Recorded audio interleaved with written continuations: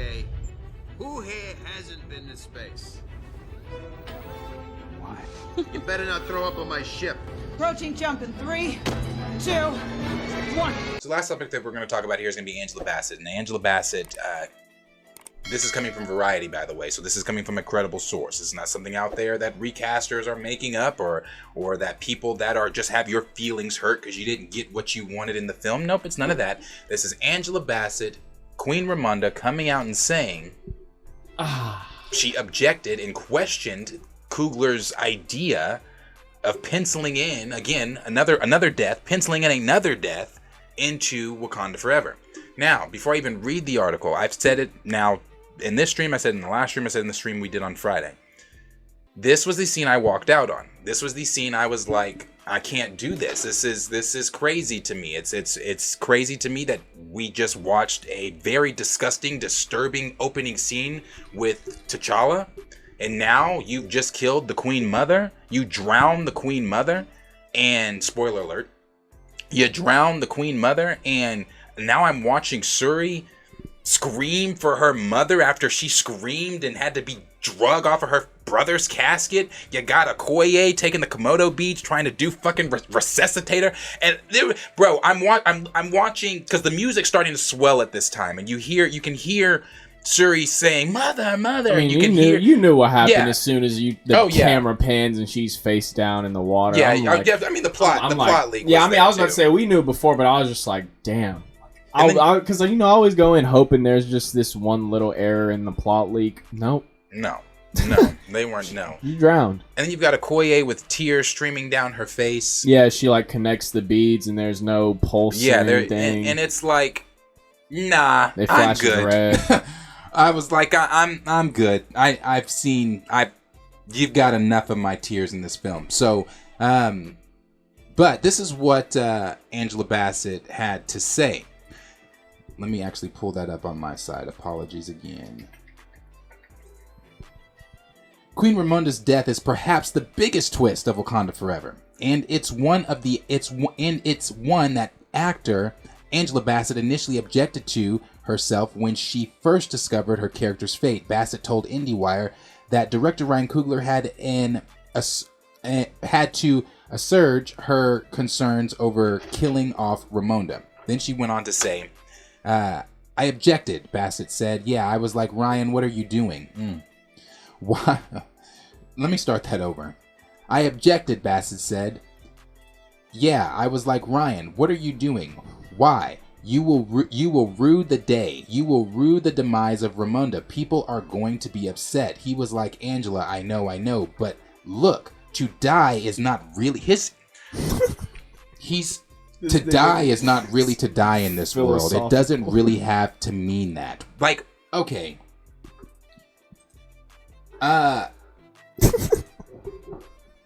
Here we go. Coogler's obsession, bro, with like, first of all, he's now this guru, I guess, or this philosophical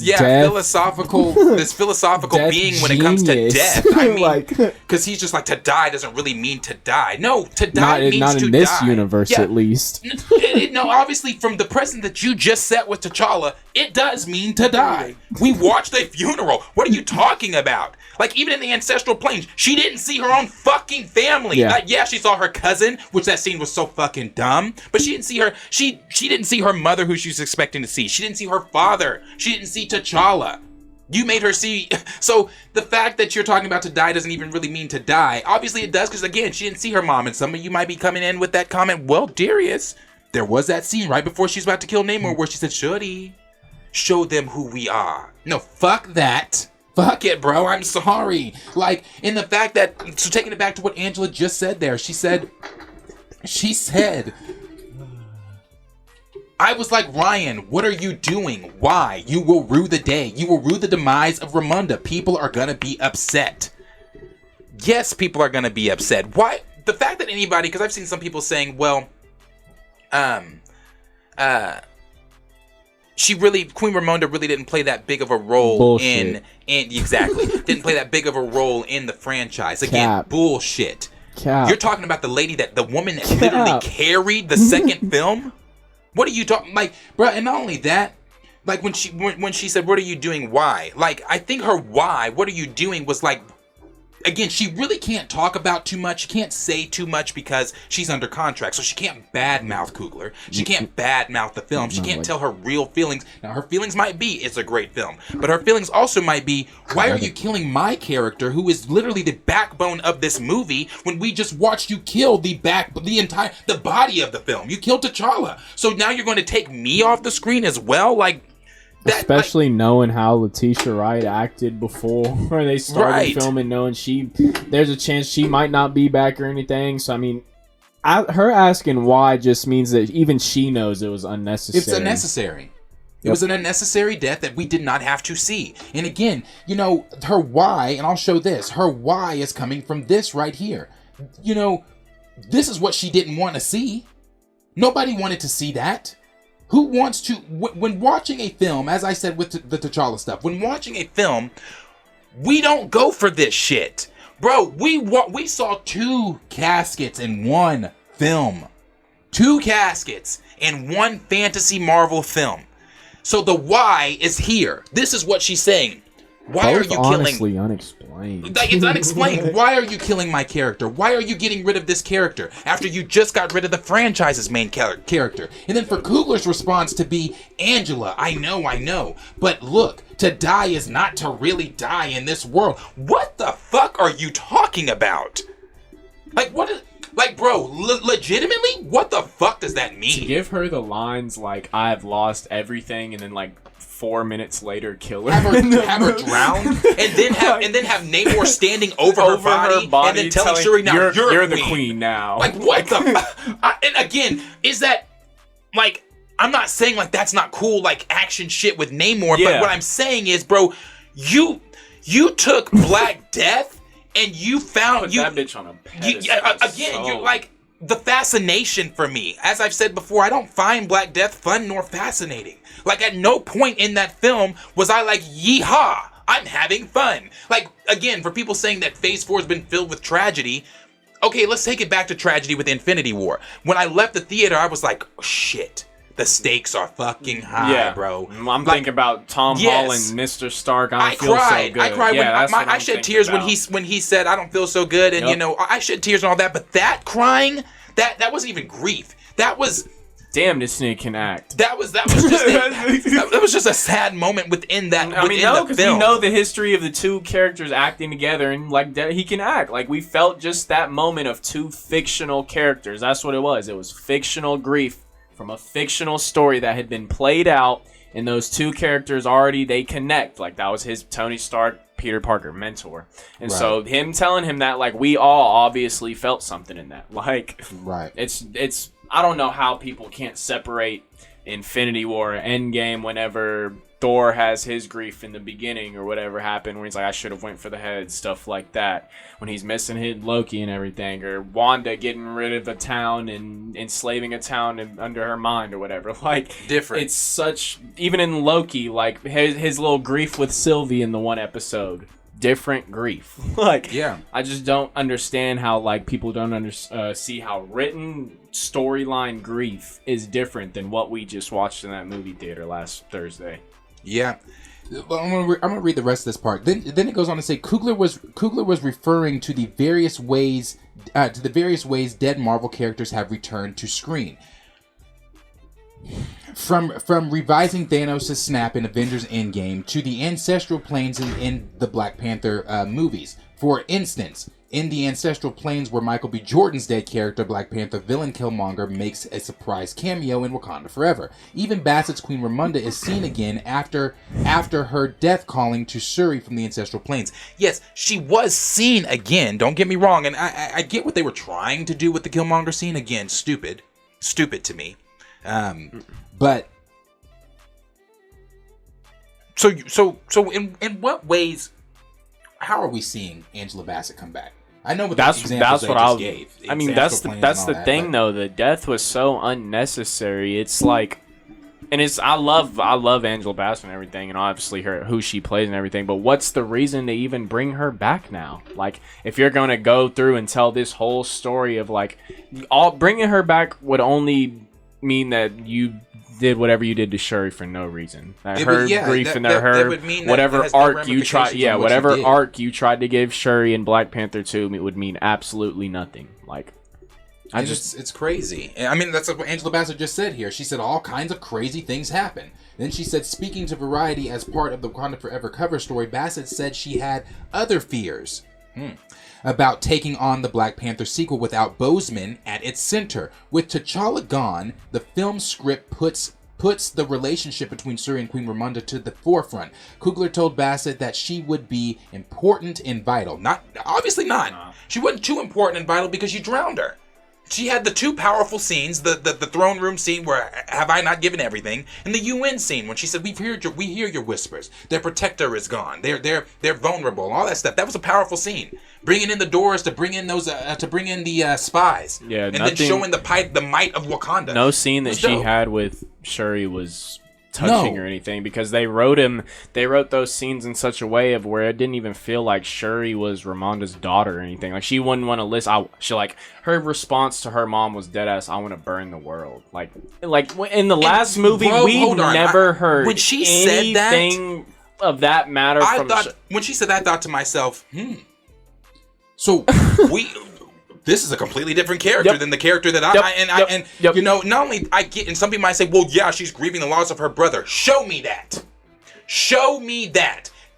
Show me something of her grieving for a year instead of that disgusting opening scene you gave me. You could have given me a different opening scene where we're seeing Shuri grieve, where we're seeing Shuri go through those things to where it makes the line, I want to burn the world to the ground, make more sense. Because the Shuri we met in Endgame, the Shuri we met in Black Panther, the Shuri we met in Infinity War never gave me an inkling that she wanted to burn the fucking world down. When she said that, I said, well, okay. Yeah. Okay.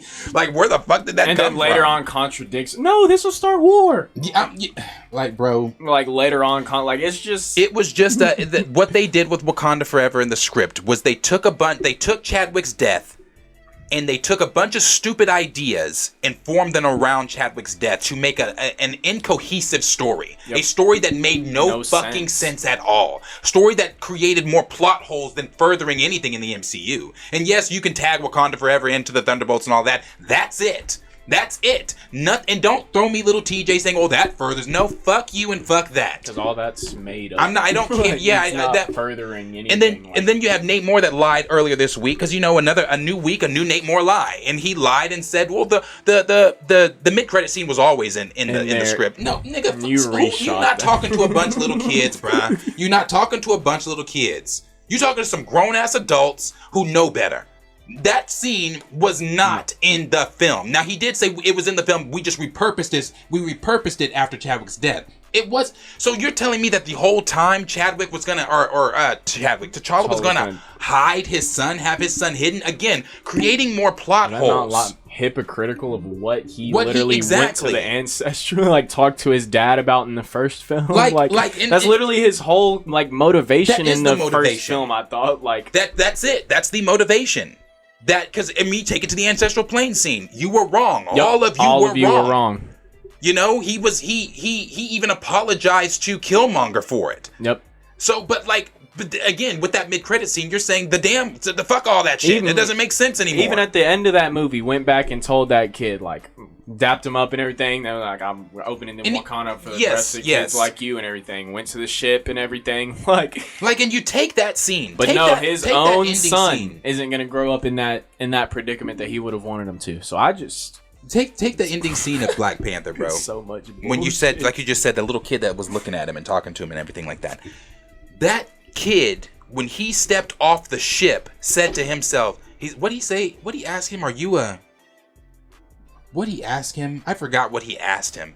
But the way the kid was looking at... It's like an inspiration. That's what it was. Real. The way the kid was looking at T'Challa, and I have I can show it a picture here that I should have in here. But the way the kid was looking at T'Challa was looking at him as damn, this is black excellence. This is what I've never seen any. Yeah, I've never seen a person, and that's I didn't know it could get like character. This for us. Exactly, and that is the point of the character, so that it was literal representation. I want to show this picture. Literal representation,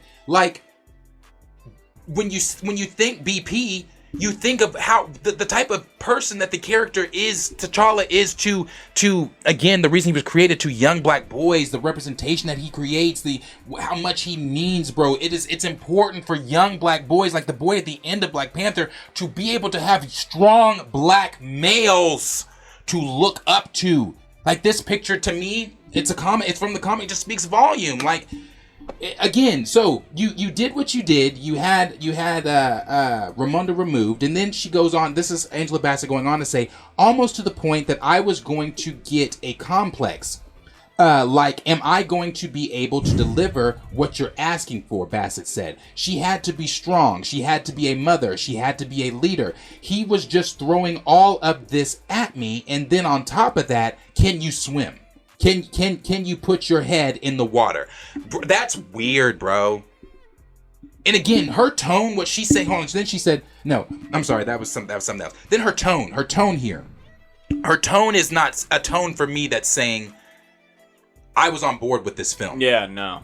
Like, because even take it back to where it said, Bassett said that she had other fears. It sounds like she feel like he's asking her to do all this bullshit just to kill her. Yeah. Like, well, it's like I said, it says she had other feels about taking on the Black Panther sequel without Boseman at the center. With T'Challa gone, the film script put, blah, blah, blah. I feel like she was probably pro-recast. She probably, and not only that, not only was she probably pro-recast, yeah, probably still is. Not only, and the reason I think she probably was over her colleagues, Angela Bassett's been in this business longer than any of them. Way longer than any of them. You got to take it back to some of Angela Bassett's greats. Boys in the Hood, Tina Turner. She played Katherine Jackson in Jackson's The American Dream. I mean, she's got her own show, the show that she does, the CI type show where she's a cop. I mean, Angela Bassett is, within the community, she is royalty, honestly. She is one of those actresses that we put up on a pedestal because she is black excellence. She's black royalty. So having her being in the career in Hollywood as long as she's been in Hollywood, she probably understands that the show must go on. She has spoken out and said that it was on the red carpet. She spoke about how sad it was about Chadwick and everything like that. But I guarantee you, with the caliber of actress that she is, she also understands that the show goes on. Yes, Chadwick Boseman passed away. Yes, he was great in this and this and that. We need to honor him. But like she said, we still have a T'Challa-sized role that has to be filled. And imagine just like through this whole movie while they're trying to, like how people came out and were just bashing Letitia Wright and everything while she wasn't cooperating with the film schedule and stuff like that with COVID and all that. Imagine if like news would have got out of Angela, people would have been, oh, Angela Bassett doesn't want to do this and that for honoring Chadwick, this and that. Oh yeah, that's what it would have been. It's just her. She knew what to do, and I mean, I can't blame her, but I mean, imagine like having such a pivotal character and then you come to work with all this like same emotions that the rest of Nate Moore, Ryan, that your co-workers have and everything, but then they're just like, you know what, we're gonna make you get closer with the main character and Shuri, but then we're gonna kill you in a couple scenes later. Yeah, I just don't get it. Like I said, it's interesting. It's interesting to see Angela Bassett come out and say this, because for me, this quote, this whole interview just speaks volumes. Speaks volumes enough for me to truly believe she was pro-recast. Wait until we start getting the first person to just tip the cup over of honesty. Yeah. Just how they actually felt of just... I mean, we all know how hard it was to go film this every day and all that, but I mean... You know, there were a couple of them that simply didn't agree with the script. No. Imagine Winston Duke reading that script for the first time. The only scenes I have is a encouraging scene to Shuri and a scene where I'd get the shit beat out of me by Namor, and then another scene where I get backed into a corner on a ship. That's the only scenes I get in this movie. While you're not recasting the only other black male. Like, I don't see how he wouldn't be pro recast, or at least how the questioning his screen time of how the fuck does General Ross have more screen time, Val have more screen time than M'Baku in Wakanda Forever. Yeah. No, and like I said, it's just telling. It's telling, And if anything, it just shows you again that this is a seasoned actress that has been in this business, that understands that the show has to go on. Again, I'm showing that picture one more time. That's the why. That's what she's saying. Why? You're going to rue the day. Why are you doing this? You know, what is, again, she didn't say this, but that doesn't make sense. I'm sure these are things that she was thinking. It doesn't make sense that we are literally taking the franchise's main character off the screen, but then you're going to kill me, the backbone of this movie, the one whose voice you hear throughout the entire trailers. Like her dialogue in that first trailer is what carries, not just, well, coupled with the remix of Be Alright. No Woman, No Cry, and Be Alright. Her, with that, mixed with her dialogue, I'm queen of the most powerful nation in the world and I have lost everything, then to have to see that's where she's coming from when she says why. Yeah. That's where she's coming from when she says it doesn't make sense. That's fucking real too. Imagine like showing up to work, hey Angela, look what we got for your character today. Yeah. Like, look, I know we're gonna kill you off and everything, but we made this specially for you. I mean, we're gonna honor you. Like, yeah, bro, it's weird. And like I said, so for people that come into the recast space and you say some of the things that you say, thinking like, you know, one of my favorite tweets I read yesterday was like the one that everybody says, a studio that knows this person better than that knows this person, you guys don't even know him. Y'all act like y'all knew y'all act him. like y'all knew him and things like that. Well, again, this is someone that did know him. So, I mean, since everybody likes to ignore Chadwick's own words, and everybody likes to ignore Derek's words, everybody likes to ignore his niece's words, maybe you'll take it from somebody that's actually in the film. No, she didn't say anything about recast, but you can tell the tone is there. I mean, she said there's a T'Challa-sized hole in the movie. There's a T'Challa-sized hole, bro. And then, again, I think her why is honestly just coming from Ryan. Why are you playing on our community's tropes so hard? Why do you find Black Death so fascinating? Like when she said, when he asked her, "Can you swim?" Bro, what? Yeah, and then people were talking about one of the coolest parts is Ryan Coogler learning how to swim so he can be in the water with them for this movie. The nigga couldn't swim? No. I'm like, that's not fucking cool. Like, what did he need to be in the water for? He just, if anything, he just did that to try and make some. It's just not. I didn't think it was cool. Like, no. The nigga can swim now. Cool. Like, I can swim too. No, I didn't. Like I said, I didn't find any of it cool. I didn't find it. I didn't find her death fun nor fascinating. Again, I'll say it. I had to leave. It was too much. So.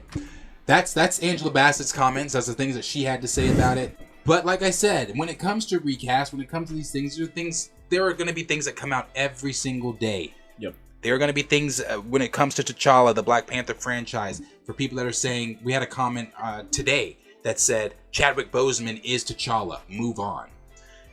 Yeah. I looked Again, at that. All of you are so confused and brainwashed. Chadwick Boseman is Chadwick. He's not T'Challa. Ben Affleck is not Bruce Wayne. He's Ben Affleck. Henry Cavill is not Kal-El.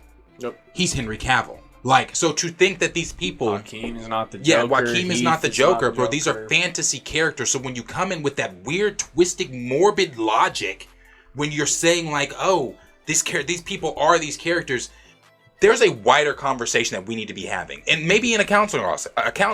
Yeah. I don't know. But delusion is is a crazy thing to deal with. It's crazy, man. And it's almost as dangerous as hope. And it's an illusion that that Marvel created that you are literally just feeding into. Like I was about to say, like self prophecy. Like it's weird, bro. It is so weird to me. And then to say to move on. Well.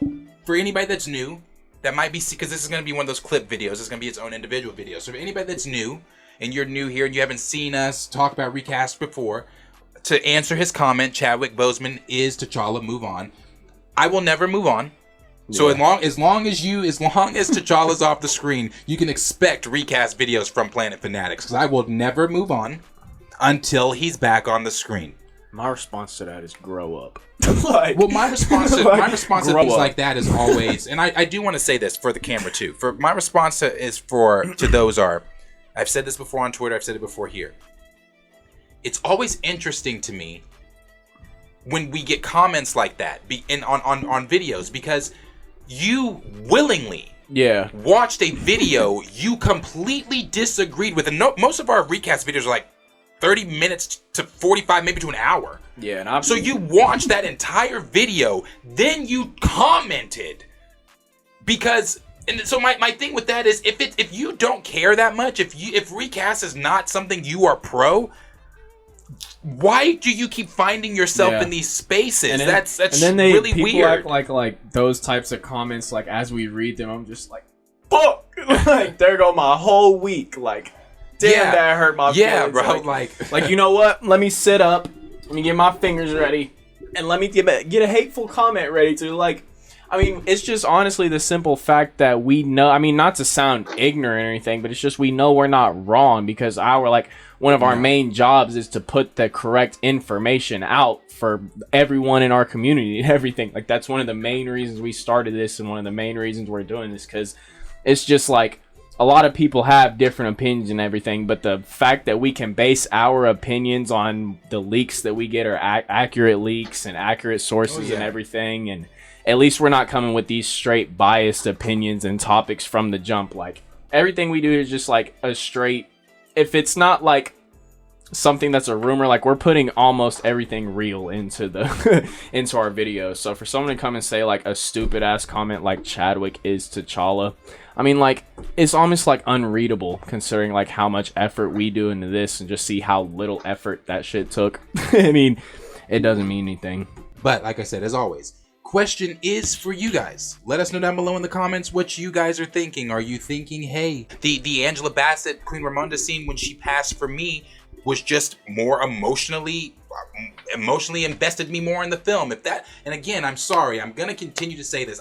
When you come over to our channel and we talk recast, I'm never trying to make you hate the film or make you feel any type of way. If you liked it, you liked it. Film is subjective. But I will say this: if you found the death of Queen Ramonda to be emotionally grabbing, or you found the opening scene of that movie to be honorable to Chadwick and touching, again, there's a wider conversation that needs to be had, because that shit's weird. Learn about it. That's weird. So let us know what you guys are thinking about Angela Bassett's comments. Do you think that, you know, she is on the pro recast side? Do you think that I mean, what do you think about her telling Ryan Coogler, what are you doing? Why are you killing my character? You're going to rue the day. What is, you know, all those things. Let us know what you guys are thinking about that down below in the comments. Recast T'Challa.